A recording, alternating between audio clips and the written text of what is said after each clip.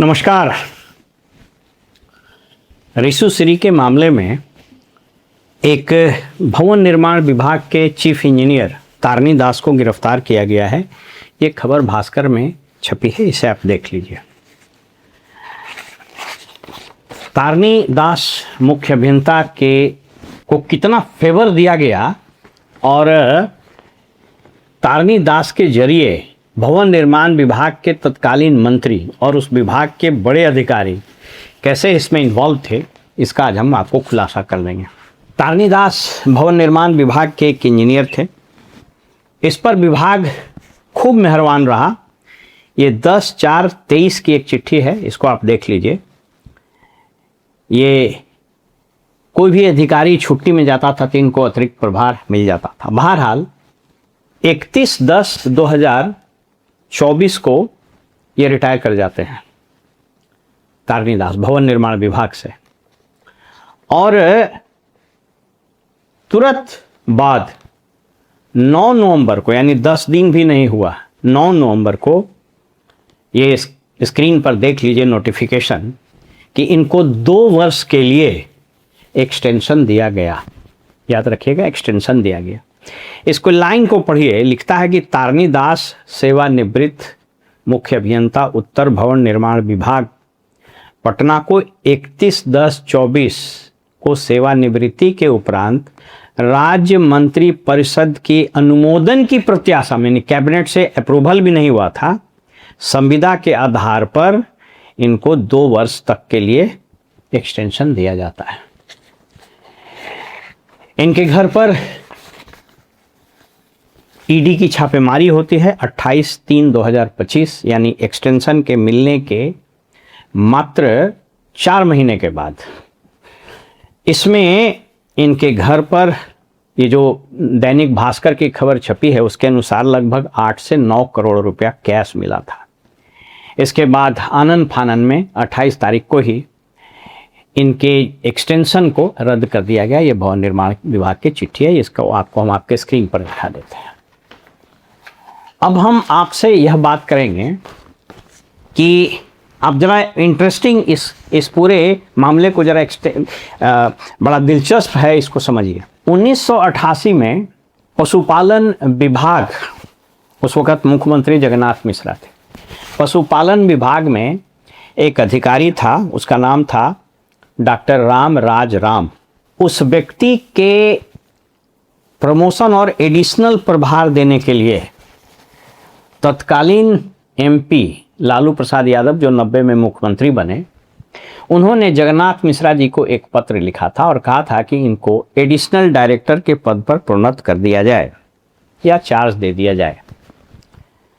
जब पशुपालन घोटाला सामने आया 96-97 में, तो दुमका ट्रेजरी से रिलेटेड जो केस हुआ उसमें सीबीआई ने लालू यादव को अन्य चार्ज के अलावा यह भी चार्ज लगाया, यह भी चार्ज फ्रेम किया कि आपने पत्र लिखकर इस व्यक्ति को एक्सटेंशन दिलवाया और यह व्यक्ति पशुपालन घोटाले में, यानी डॉक्टर राम घोटाले में शामिल है, इसलिए इस आपराधिक षड्यंत्र में आप भी शामिल हैं।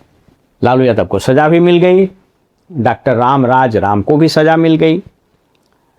अगर मुझे ठीक से याद हो तो उस वक्त पशुपालन विभाग के मंत्री थे भोला राम तूफानी, उनको भी संभवतः सजा हो गई या वो स्वर्गवासी हो गए। उन्होंने एक बार आत्महत्या करने की कोशिश भी की थी। अब जरा इस दोनों मामले में सिमिलरिटी को समझिए। ये एक चीफ इंजीनियर है जिसको एक्सटेंशन दिया गया और मंत्री फाइल पर अनुमोदन किया होगा। मंत्री कौन थे? डॉक्टर अशोक चौधरी। सेक्रेटरी कौन थे? पता कर लीजिए। अब ये कितना बड़ा यह चार्ज है, कितना बड़ा अपराध है कि कैबिनेट से अनुमोदन की प्रत्याशा में आप कितना कॉन्फिडेंट थे। यानी नीतीश कुमार को भी आपने कॉन्फिडेंट में ले लिया था, कॉन्फिडेंस में। तो जब एक्सटेंशन लालू जी के रिकमेंडेशन पर सिर्फ हुआ और उस वक्त के मुख्यमंत्री ने उसको एक्सटेंशन या एडिशनल प्रभार दे दिया, एडिशनल डायरेक्टर बना दिया और वो पशुपालन घोटाले में फंसा तो उस पर लालू जी पर आरोप तय हुआ और लालू जी को सजा भी हुई। तो यह भी तो आरोप हुआ, यह भी तो रिशु श्री का टेंडर घोटाला है। और इस व्यक्ति के रिटायरमेंट के बाद एक्सटेंशन दिया गया, तो इस विभाग के मंत्री और सेक्रेटरी से पूछताछ क्यों नहीं हो रही है? ईडी ने या स्पेशल विजिलेंस यूनिट ने या इकोनॉमिक ऑफेंस ने, एज द केस में भी, ये लोग किसके दबाव में हैं? क्योंकि कानून ये कहता है कि similar circumstances, similar evidence, similar nature of offence में similar nature of punishment impose होता है।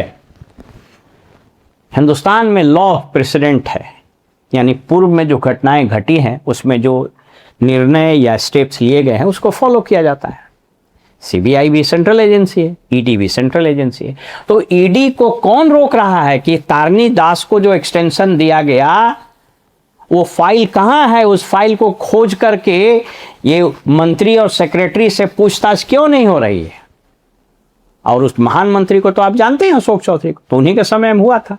मिन्सरिया क्या है ये तो खोज करना चाहिए ना ईडी को। अब आप सोच लीजिए, इसलिए मैंने कहा था यूएसएसआर में पुलिस के एक चीफ हुआ करते थे, लेवेंसी बेरिया। वो कहते थे कि तुम हमको आदमी दिखाओ, हम तुमको कानून दिखा देंगे। You show me the man, I will show you the law, I will show you the rule. इस देश में एक ही तरह के अपराध के लिए एक ही तरह की एजेंसी दो मापदंड कैसे अपना सकती है? यह प्रश्न मैं आम जनमानस, ईडी, सीबीआई, सरकार और सबसे ऊपर परम आदरणीय मुख्यमंत्री जी के समक्ष रख रहा हूं कि आप अनुरोध कीजिए, आप special vigilance unit, economic offence को आदेश दीजिए कि ये तारनी दास को क्यों दिया गया एक्सटेंशन, इसमें मंत्री की क्या भूमिका थी, तत्कालीन मंत्री अशोक चौधरी, उससे पूछताछ कीजिए और एविडेंस के आधार पर उस पर भी कार्रवाई कीजिए। अन्यथा यह मान लिया जाएगा कि इस देश में, इस राज्य में कानून दोहरे चरित्र का है। फिलहाल हमें इजाज़त दीजिए और आप देखते रहिए वॉइस ऑफ रिपब्लिक। नमस्कार।